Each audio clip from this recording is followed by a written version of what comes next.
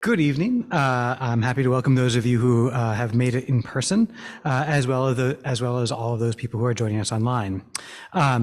We have a great program this evening, which is at least in part based right here at MHS. Dr. Gigante will start her talk on book madness by talking a little bit about Thomas Dowse, the man who donated the library in which we just had our reception.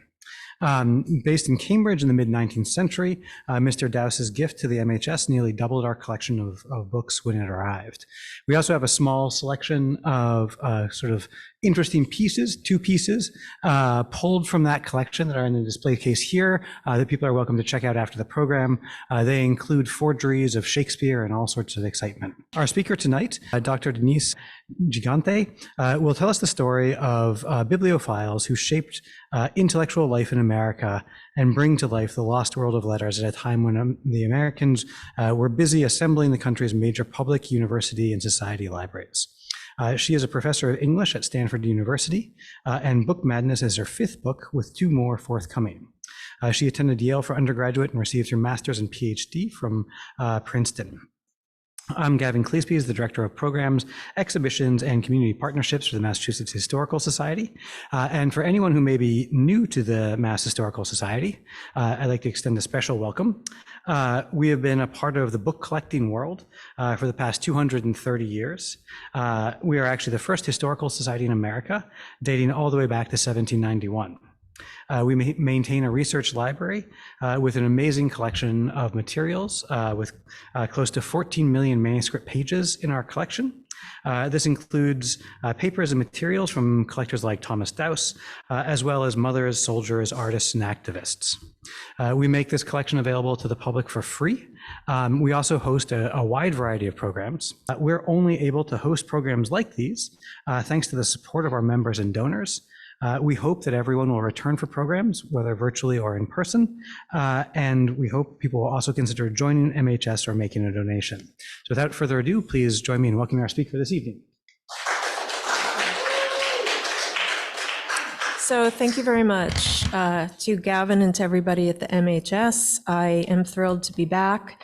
I want to also thank the Society for a Fellowship that helped make possible the research and hence the book, particularly for Chapter 4 on the Boston antiquarians of the early 19th century. So Thomas Dowse was among that circle, and I'll spend most of the talk talking about him in relation to the book world of the mid-19th century. So a literary leather dresser, that was the nickname for Thomas Dowse in the 19th century. Let's go forward. So the Dowse Library is where we just had our reception. This library was designed with extreme care by the members of the Massachusetts Historical Society after the death of Thomas Dowse to conform to not only the content of his collection, but the aesthetic of his collection.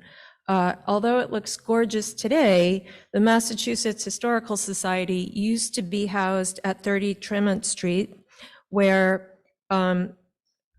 basically everything was stuffed in boxes. And this room was designed, the one that you're looking at was designed to raise the level of of the aesthetic quality of the society. And it became the meeting room and the conference room from 1856. This is Thomas Dowse, pictured here among his books. This was done in the spring of 1856, and it was done at the request of the Massachusetts Historical Society, and now hangs in the Dowse Library. Thomas Dowse, again, LLD is, of course, the title for Doctor of Divinity, or legal doctor. But in this case, living in Cambridge, he attracted the attention of the Harvard students who dubbed him LLD for literary leather dresser. The reason was that he was a leather dresser and prepared skins for book bindings, and those book bindings were largely used in binding legal books for Harvard. So He participated in the book world in more ways than one. He started off collecting, and from the get-go, he intended to purchase the best copies of the best books that he could find. So it wasn't enough to have a certain text in his library. He was very scrupulous about, you know, what it looked like. And pretty much, again, if you look back at the Dowse Library, you'll see it's full of fine bindings. Okay, so it takes a leather dresser to have the best taste in that. And he told a friend of his, I never had any means but the wages of a journeyman leather dresser, yet at $25 a month, and I had never paid $5 for conveyance from one place to another. I had never worn a pair of boots, but I was at the time in possession of several hundred good books, well bound. And so he's talking now about his early days as a leather dresser, and you can see all of his money went into buying books. And that's typical of the bibliophiles of the 19th century. They saved all of their earnings from work to build a library. This is the house that he ultimately managed to construct in Center Square in Cambridge. And he was often seen working in the ground level of the home in his studio. So the cousin of Ralph Waldo Emerson, George B. Emerson, who was an educator, he was a teacher, remembered that for many years and many times a year, I've passed the shop of a diligent, industrious mechanic, whom I have often seen busy at his trade with his arms bare, hard at work. And the beauty of this is that we don't tend to think of book connoisseurs and hardworking laborers in the same category. And that was Thomas Dowse. Thomas Dowse was not a member, unlike his friends, of the Massachusetts Historical Society. And yet, by 1855, we have Luther Farnham, a librarian, particularly a theological librarian, taking a tour of all the libraries in the mid-19th century in America and registering Thomas Dowse's library as among the best collection of English books. Everybody had a different specialty. His specialty was literature and English. Under the same roof that covers his workshop, he has the most excellent library of English books for its size with which I'm acquainted. And when he says for its size, he's talking about a library of about 5,000 books. If you keep in mind that at the same time, public libraries in the US had an average of 7,000 books, that's a very large and respectable sized library. Here's the Dowse house depicted in this photograph in the Dowse Library. So if you want a nice look at the original, that's where it is. Edward Everett, a very important figure in Massachusetts history. He was one of the co-founders of the Boston Public Library. And he was also a major contributor to the Boston Athenaeum Library, which at the time was the second largest library, along with the Library Company of Philadelphia in the United States. The largest library was Harvard's with 72,000 volumes. Nothing on the scale of European libraries. But he delivered at the Boston Music Hall a eulogy on December 9th. This should be 1858, 2 years after Dowse's death. And this image of him here, this pencil sketch of Everett as a young man, was the only piece of artwork that Dowse kept in his library, in his home library, along with his books. Like many connoisseurs, he felt that nothing should distract from the connoisseurship of the book. So he only had two pieces of artwork. This was one of them.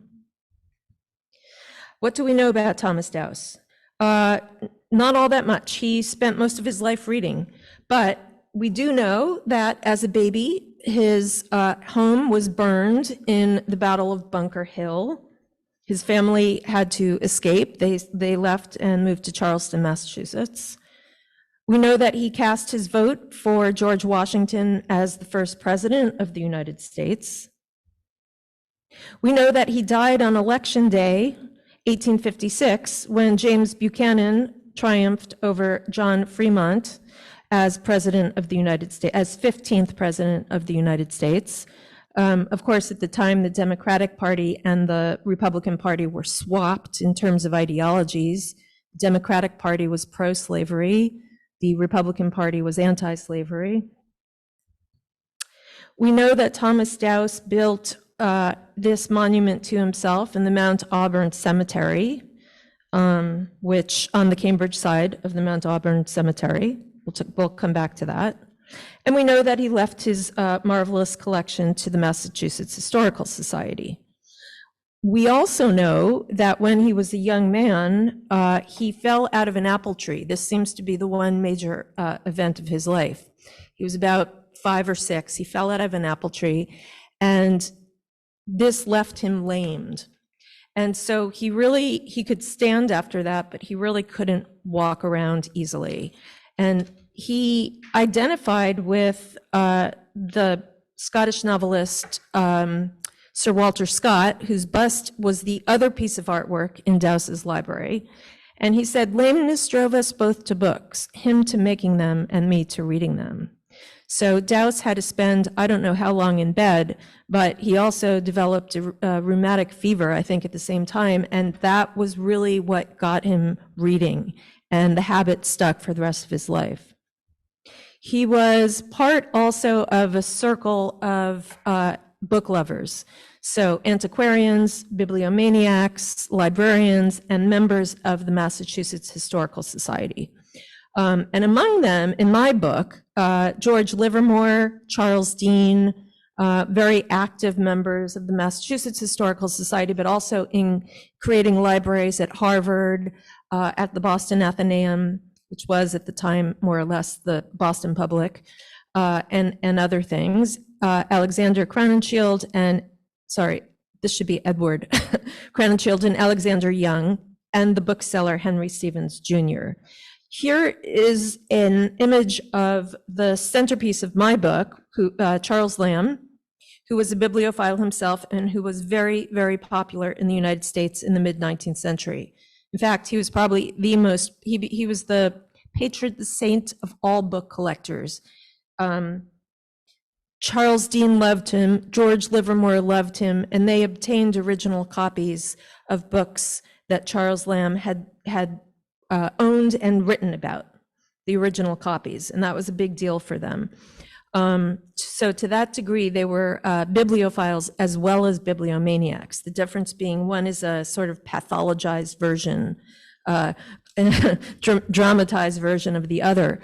And you'll see here is a copy of one of the books from Lamb's library, one of the 60 books that were sold in New York in 1848, rebound by its former millionaire owner, today would be billionaire owner, with the title, which is not uncommon, and the author and the date of publication, but the associational value in the middle of it all, trumping all other value for this book. So Charles Lamb's copy, right? That's the cultural status of this particular book on the shelf. Lamb was a model for autodidactism. He was also what in America was known as self-culture.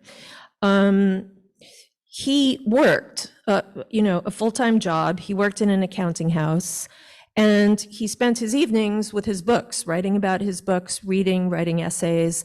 This was a huge inspiration for American book lovers who, unlike many of their British peers, had to have full-time jobs. I mean, this was a commercial culture. And so culture itself, per se, literary culture was fit in around the margins of a working life.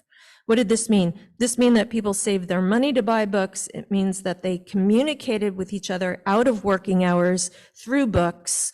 It meant that they spent a lot of time reading in order to improve their mind. And the culture of self-culture, so to speak, became popularized by William Ellery Channing in this famous lecture, Self-Culture, an address introductory to the Franklin Lectures here in Boston. And the date of this one is 1838. This became printed as a book, and sort of sold like wildfire. This idea of self-culture was everywhere at the time.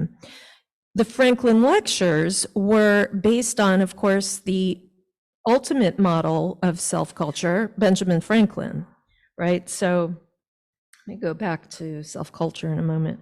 But here's the Library Company of Philadelphia, which is more or less, in reductive terms, considered the first US public library. It was a subscription library, but it was open to the public. And this is Benjamin Franklin's sculpture of the statesman, the polymath, and the great reader above the entrance to the Philadelphia Library Company, again, founded in 1731. This library was along with the Boston Athenaeum, was the second largest library in the United States in the mid-19th century. And this was the first and only monument to Franklin there was in the country. Thomas Dowse changed all that. And here we go with Edward Everett, again, Dowse's friend, explaining why Franklin was so important to the self-culture movement. He says, these have been called the Franklin Lectures. This was the first of all the Franklin Lectures. They've been called this in honor of our distinguished townsman, the immortal Franklin, son of a tallow chandler, and the apprentice of a printer in this town, a man who passed all his early years and a very considerable portion of his life in manual industry, and who was chiefly distinguished by his zealous and successful efforts for the promotion of useful knowledge. So you can see why Thomas Dowse, besides Sir Walter Scott, Franklin was his huge hero, right? Because he was a manual laborer who made something out of himself through intellectual engagement. And this would be Franklin working away as a printer's apprentice. And Franklin himself, at the age of 22, penned his own epigraph in the context of being a printer. His epigraph read, the body of Benjamin Franklin, printer, like the cover of an old book, its contents torn out and stripped of its lettering and gilding, lies here, food for worms. But the work shall not be lost, for it will, as he believed, appear once more in a new and more elegant edition, revised and corrected by the author, right? God. Now, Dowse, before he died, erected this monument. So this was the second monument to Franklin in the country, in the Mount Auburn Cemetery, where Dowse himself was buried. And he penned this inscription for Franklin: to the memory of Benjamin Franklin, the printer, the philosopher, the patriot, who by his, and note printer comes first, who by his wisdom blessed his country and his age, and bequeathed to the world an illustrious example of industry, integrity, and self-culture. Okay, so you can see this was an important lifelong inspiration for Dowse, but also for many, many other men of letters in the country at the time. And here's what these two monuments were intended to look like. They were intended to be mirror reflections of each other, Thomas Dowse and Benjamin Franklin in the Mount Auburn Cemetery, where they are today.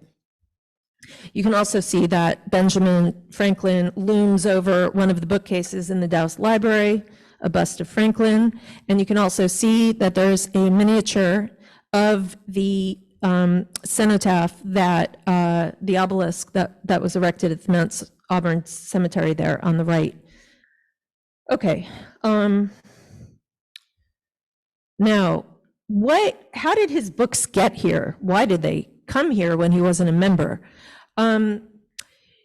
Harvard, having Dowse as a neighbor in Cambridge, really wanted those books. And Josiah Quincy, who was president of Harvard in 1848, made him an offer saying, if you leave your books to the university, we will build a separate fireproof building to house them, and we will keep them together and maintain them, which would be a great offer. Dowse could, and perhaps should, I don't know, have taken the offer, but he wavered. He couldn't decide what the best fate for his books was. Edward Everett then took over as president, and the offer was standing. Jared Sparks, the historian who wrote the first major life of, collected Washington's works and wrote his life, also continued the offer. And still Dowse could not decide. And then finally, James Walker stepped up to the presidency. And at that point, all three of his predecessors were members of the Massachusetts Historical Society. James Walker didn't see the point of having all this money go into a separate building, because at this point, Dowse was on his deathbed, sweating it out over his books. And, he sent his friend George Livermore to say, is this offer still valid? And Walker pretty much said no. He said, if you want to deliver your books to us, we'll accept them, but we'll put them in Gore Hall. This is Gore Hall, which was the Harvard College Library that was constructed after the fire in Harvard Hall destroyed the entire collection of Harvard's books that had been accumulating since the 17th century. Still, this was the largest collection of books in the country. Again, 72,000. This is George Livermore, who mediated the deal, getting the books here. And George Livermore was himself basically a commercial accountant, trader. People did many things at the time. And yet he also built a major library, major important library. And he kind of espoused the theme of self-culture by saying, improve every minute, but do not consider time lost if spent in profitable conversation, or even sometimes in silence. There are other ways of improving the mind than reading books. Read men, read the volume of nature, read everything you see. But when you take a printed volume, bestow on it your whole attention and read it through before you commence anything else. So you can see a little bit of Emersonianism behind this idea of self-improvement as reading all of the evidence around you, not just getting your knowledge from books. Emerson is the prophet of self-reliance, related to self-culture, and he kind of looked down on the bibliomaniacs, whom he called the book-learned class, who value books as such, the restorers of readings, the emendators, the bibliomaniacs of all degrees. In other words, people who cared about the book as a physical object, right? And how it came into being from the manuscript, and all of these factors related to bibliography that have nothing to do with the abstract ideas. So Emerson as well advocated reading nature. So George Livermore suggested to Dowse, when the Harvard offer fell through, well, why don't you donate your books to the Boston Athenaeum? It is, again, was the second largest collection in the country. And they had just moved to this beautiful new building where they are today, with 3 stories. The library was on this floor, the top floor, and then there was a picture gallery and a sculpture garden. And you can see it's constructed on the theme of the cathedral that pretty much all libraries at this time followed. You had the main nave, right? And then you had these alcoves, as you would in a basilica, filled with books. In the old days, they would be like saint chapels. You would go in there and pray to a particular saint. In this case, it's all books all the time, but the idea is that there's a kind of spiritual lifting, right, that follows the architectural sweep up to this like church-like. And this is the case in the British Museum Library, in the National Library of Paris, in the New York Public Library. Pretty much all libraries followed this same structure.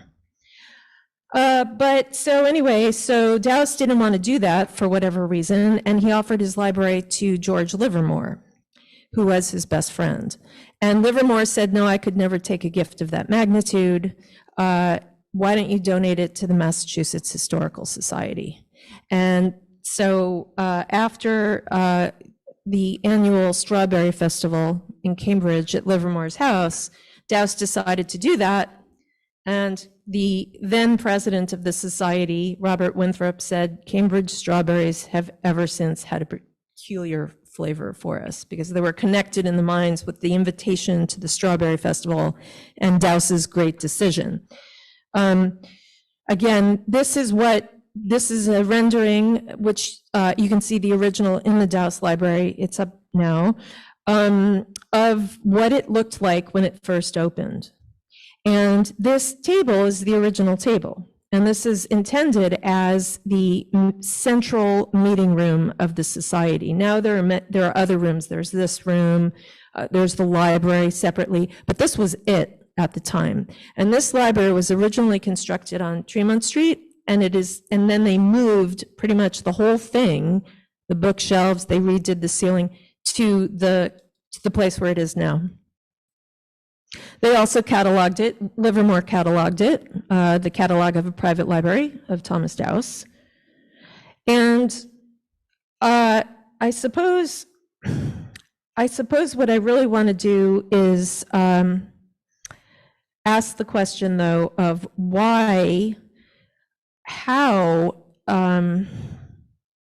what was the real connection between Livermore and Dowse that allowed these books to wind up here? And I have a speculation in my book that I'll talk a little bit about here. So keep in mind, the old Massachusetts Historical Society was a kind of fusty group of white men with old books and dusty fingers and so forth.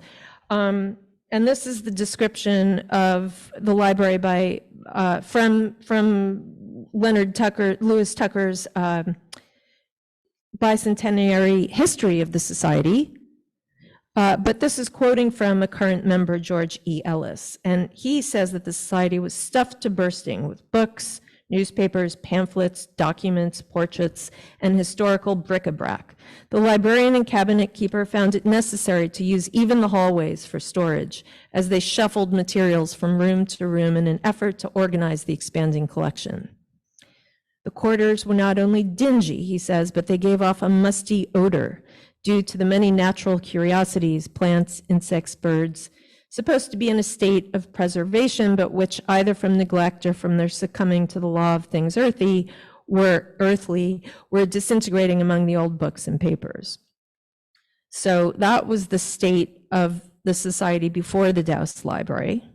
And I think there's an important connection here between Livermore and Dowse. These are the works from the Dowse Library of the bibliographer Thomas Frognall Dibden.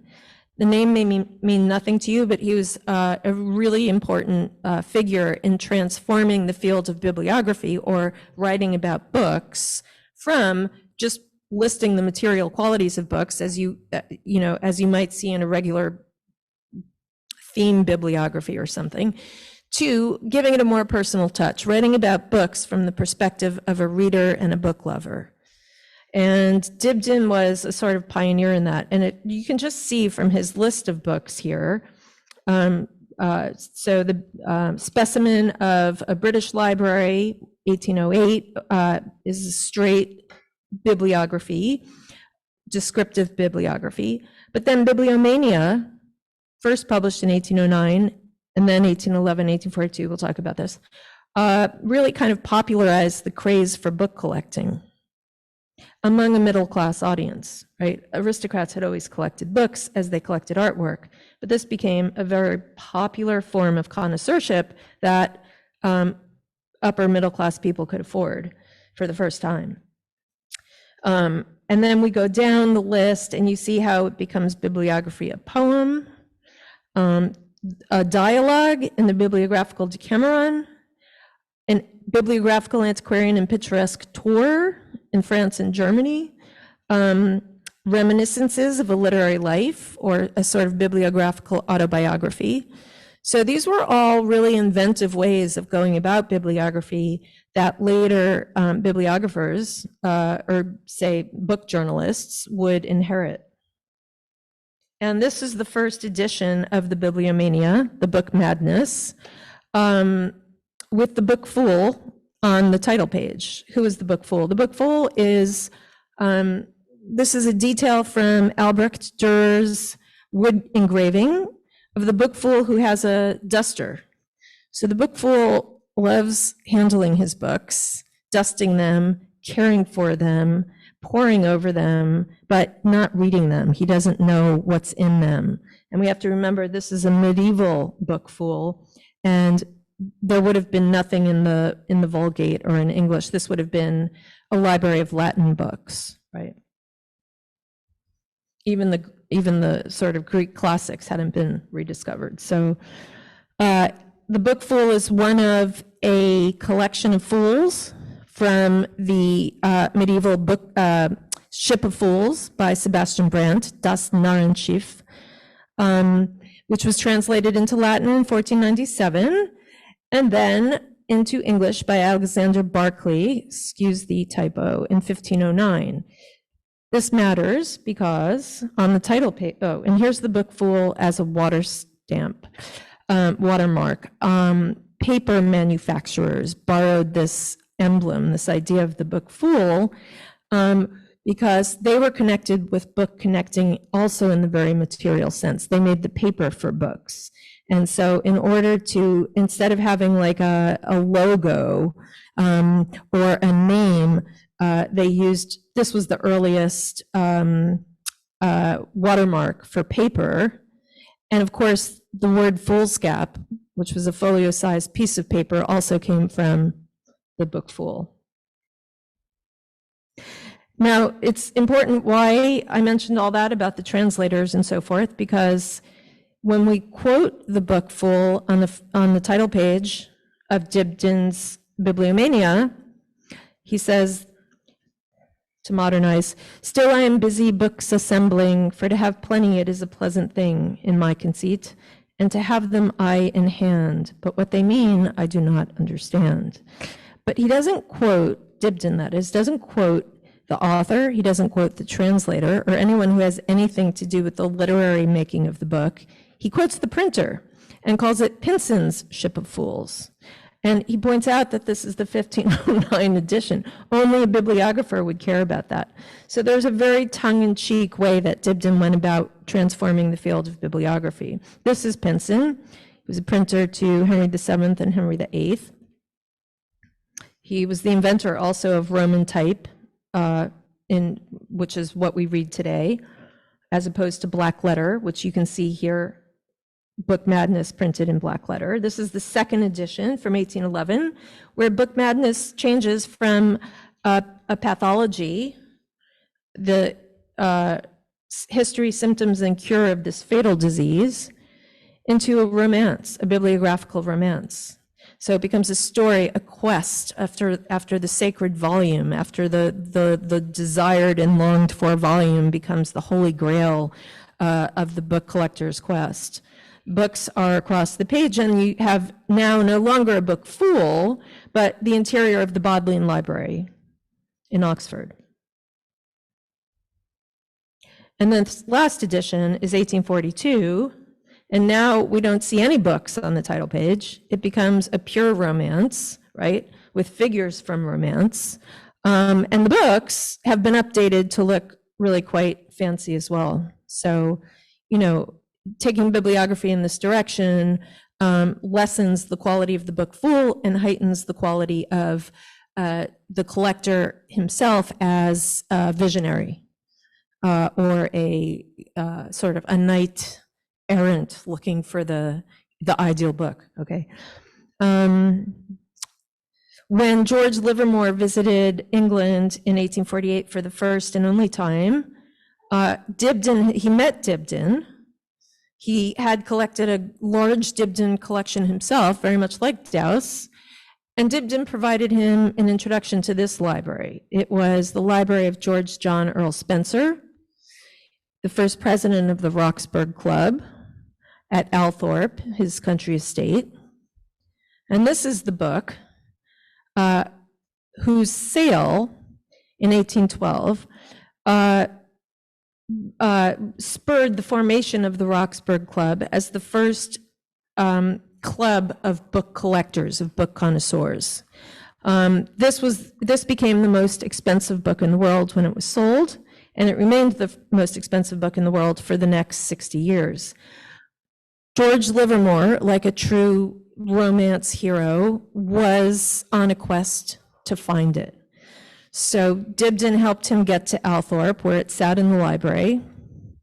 He took it down off the shelf, sat down at a table with it, and he wrote out a letter to a friend back in Cambridge, saying, I'm writing this letter with my arm resting on the most expensive book in the world. And I believe the recipient of the letter was Dowse. And, I would say that also was something that brought the two men together. In addition to, because he didn't share the same history interest that Charles Dean, for example, would have shared with George Livermore. Dowse was a belletrist, right? Somebody who loved belles lettres, who loved literature per se. He wasn't a historical bibliomaniac or an antiquarian. So I think they shared this connection. And the book that Dowse, as he was dying, inscribed to the Massachusetts Historical Society was this one. It was a book of travels and exploration in America, printed in the 17th century, one of the earliest books printed on American exploration. And his signature calls it an earnest and evidence of my having given the whole of my library to the Massachusetts Historical Society. And when he actually gave this book to Robert Winthrop, the president at the time, he was too frail to write. He had inscribed this already, but he had carefully prepared this. So Winthrop took this when the library opened and sat down in this presidential armchair and said to the collected members of the Massachusetts Historical Society, pointing at the shelf in the Dowse Library, the volume is here and will now resume its place in the series to which it belongs, but the hand which gave it is cold and motionless, and the ear to which I would again have addressed your acknowledgments is beyond all reach of human utterance. So Dowse became enshrined in the Society of Intellectuals. He had never set foot ever in the society, and he did so I would say that the frontispiece today hangs there as an emblem of what is possible through self-culture. A frontispiece, right, to a book almost. And I think that I'll just end there because we're now at 40 minutes or so. And I'd be happy to take questions or things.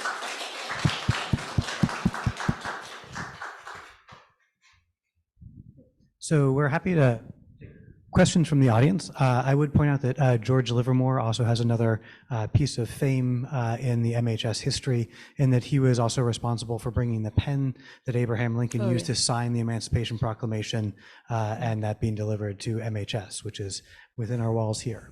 Can I say a little word about that one? Please. So Livermore, who we've been talking about, was a Bible collector. His collection had every possible Bible in every possible language. It was amazing.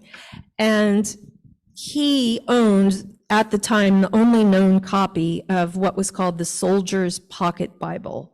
And this was a sort of excerpted edition of the King James Bible that was given to Cromwell's soldiers during the English Civil War, and they would carry it in their pocket, right? They chose, Christian warrior, this is, your fight is glorious type of quotations from the Bible. And when the Civil War broke out, the Christian Bible Society asked Livermore if they could reprint the one and only copy of the Soldier's Pocket Bible to distribute to American soldiers in the Civil War as a kind of Christian fight against slavery. And Livermore said that's fine, probably paid for it himself, wrote an introduction to it, explaining what it was and how it came about. And in thanks for this, Abraham Lincoln gave to George Livermore the pen that was used to sign the Emancipation Proclamation. And that was in Livermore's library until it came here, so. And then just another random fact, which is that we actually still have a Strawberry Fest, which we celebrate. The different floors of the building do different fests during the year, and the first floor does a Strawberry Fest every spring. So, but we're happy to take questions from the audience if anyone has any questions.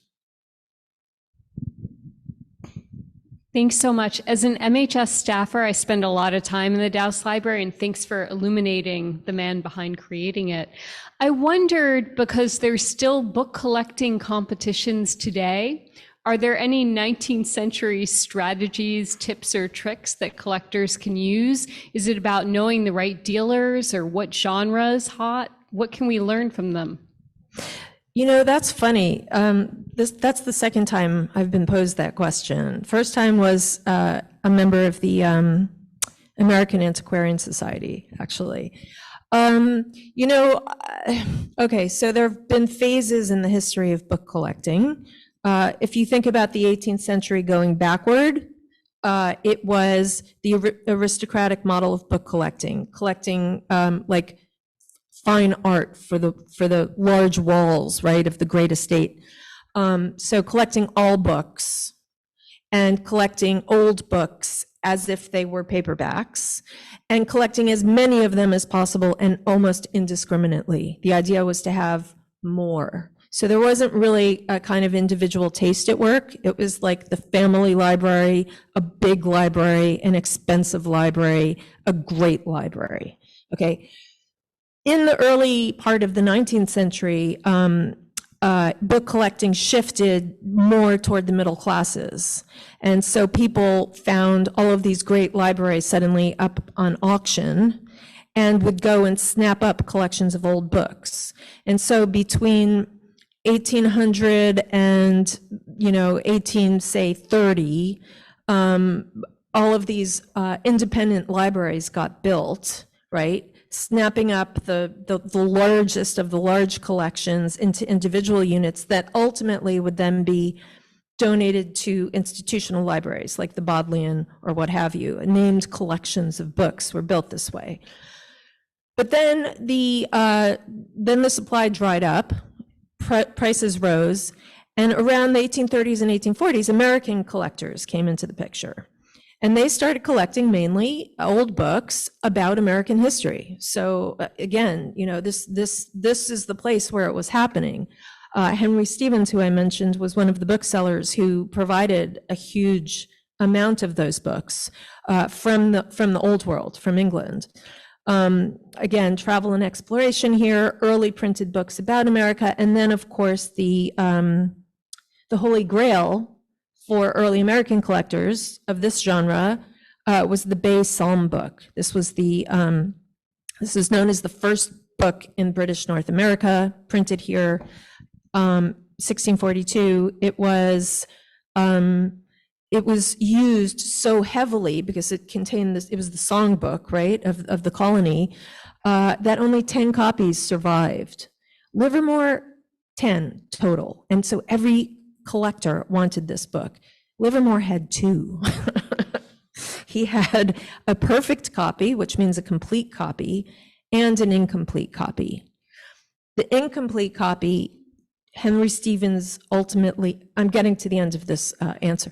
Henry Stevens ultimately tried to purchase from him, and ultimately it wound up in the hands of Edward Crowninshield, and Crowninshield died, and Henry Stevens purchased Crowningshield's entire bibliomaniacal library, probably upwards of 10 or 12,000 books, just to get the Bay Psalm book.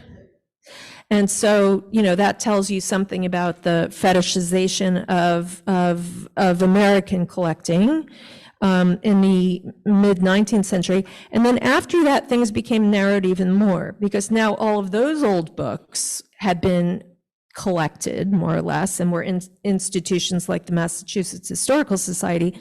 So people had to specialize. And there was a trend toward sentimental collecting, which meant books, a particular copy of a book didn't have to be a 16th century book or incunabula, like the special books people started collecting at the beginning. It had to have some kind of value, and sentimental value could be added to it by having the author's signature on it in form of a presentation copy or an association copy. This is the copy from Charles Lamb's library with Coleridge's marginalia all over it. or, you know, X, Y, and Z. And so people, so for example, Charles Fredrickson built a library of sentimental copies of the Romantic poets. He was a visionary in that area. Now you couldn't afford to buy any of them, but at the time, because they were from the English literary tradition, they were just, nobody had thought about collecting them. And he did, and he built a sentimental library. Henry Bach Smith followed him. And then early, I would say by 1930, sentimental collecting had also been priced out of the ballpark, right? So if you wanted a sentimental copy of a book with marginalia by a literary figure who you care about, you probably can't afford it anymore. So now what? So people start forming collections of sports or animals or something that they can find a niche, you know, master, and also something that conforms to their own identity, that expresses their own identity in some way, that it's an extension. The library, say by the 20th century, becomes an extension of self in a way it really had never been before. And so I would say that collectors now still do that. And what makes, I actually have a friend who's a bibliomaniac at Stanford, and he said this to me the other day too. He said, what makes a collector now is not someone who just sort of randomly accumulates, you know, books that they see and they want. Somebody with a vision for that library, right? This is going to be the best library of X. And it doesn't matter how narrow the topic is, because you can always expand that, but something that has personality, that qualifies as a book collection. You know, it could be dime novels from the late 19th century, right? Talk a little bit about marginalia. I'm not sure everyone knows exactly what that is. Maybe you can tell us what it is, and what is the most interesting piece of marginalia you've come across in reading some of these books? Okay, so marginalia is a term invented by Samuel Taylor Coleridge, the poet, whose marginalia was so extensive that it is now in like 12 volumes of very fat books printed by Princeton University Press, because he just exuded in the margins prolifically. And so it's his term marginalia that we use today. And what it means is usually autograph writing in the margins of a book. So today, if you're reading Kindle, I think there's a digital version of that or what have you, but marginalia is the reader's own personal contact or conversation with the author or the subject of the book. And finding that in a book makes it if the owner was a famous person, it makes it an association copy. If the owner was unknown but lived before 1700, it makes it a scholarly copy. If it is an unknown owner in a book, otherwise, it's a potentially interesting copy, but it's certainly a unique copy. And, you know, many people have over the years, many book lovers have written in books and then thought, oh, I really should, you know, get a better edition of Shakespeare or Chaucer or what it, you know, and traded it in for a better book. And then later regretted it because that other book, like you can get a scholarly edition with notes, but they're generic, they're exchangeable. Whereas if there's actual marginalia, oh, I wrote this, you know, when I was 19, etc., you can't duplicate that. You can never get it back. And very often, your first interaction with a text is lasting and meaningful. So that happened to me. You know, I traded in my copy of Chaucer when I went to graduate school, and I, to this day, have the vision of the original green leather-bound Chaucer that I really want back, but I sold out, right? I sold it for one that had more market value, perhaps more scholarly value, but less sentimental value. So what was the question about marginalia? Oh, what's the most interesting?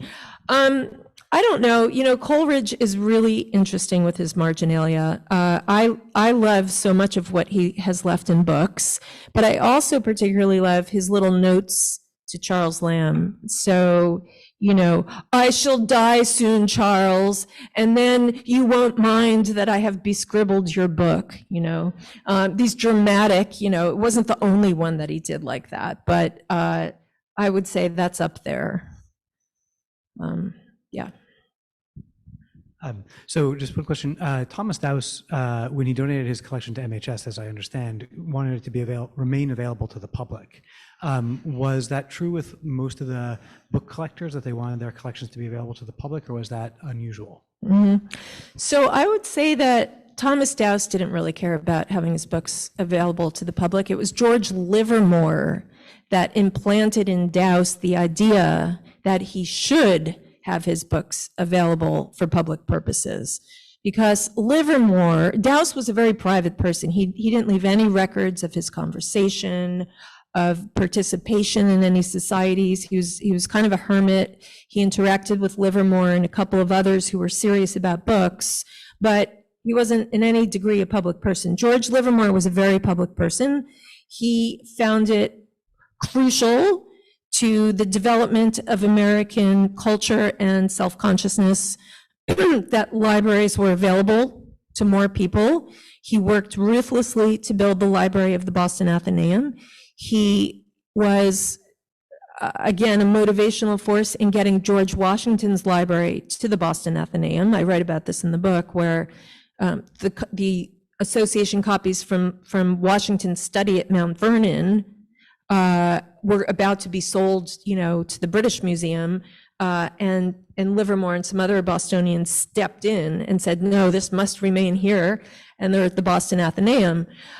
So he really did have and he also was on the Harvard Library Committee trying to build the Harvard Library. And his memoir of him after his death in the Proceedings of the Massachusetts Historical Society describe a man who believed that one owed it to society to have a public as well as a private self, right? So your private self, cares for your family and et cetera. Your public self has a civic responsibility to do something larger. And so I really think that was the driving force behind making those books, wanting them to be in an institution where they could have a larger public. So it was more Livermore than Dowse. I think a few members of this society cared about that. Edward Everett cared that his books would go to some use beyond his own. There were collectors who participated in merchants associations that were building libraries at the same time. These were really important libraries that we forget about, but merchants could pay for a slight membership and go in after hours and use these massive collections. The merchants at mid-century, the Merchant Society Library of New York had 27,000 volumes, whereas Yale Library had 21,000. And the latter were kind of like called mere lumber by one of the bibliomaniacs in my story, Protestant, divinity, etc. So the merchants' libraries were very, very active places where people like George Palmer Putnam, the publisher, would go after work and take notes about history and the ancients and the classics and try to put it all together to have a working sense that he then built from, when he became a publisher, had a sense of like orienting American literary tradition of the 1840s in a larger sense. So I would say it really kind of depends on the collector, but clearly Ben Franklin cared deeply about that because the Library Company of Philadelphia did not need to make itself available to the public, nor did the Boston Athenaeum. These places would allow members of the public, if they had a deposit, if they left a deposit worth the price of the book, they could borrow the book, which was really unheard of before. So. Okay, well, just one final note. I'd say that if people are interested in visiting Thomas Dowse's house, it is still standing in Cambridge, and you can go to Central Square and go to a Starbucks, and that's the first floor of Thomas Dowse's house. So times change, but thank you very much for this wonderful talk, and we have books available for sale in the lobby. Thank you so much.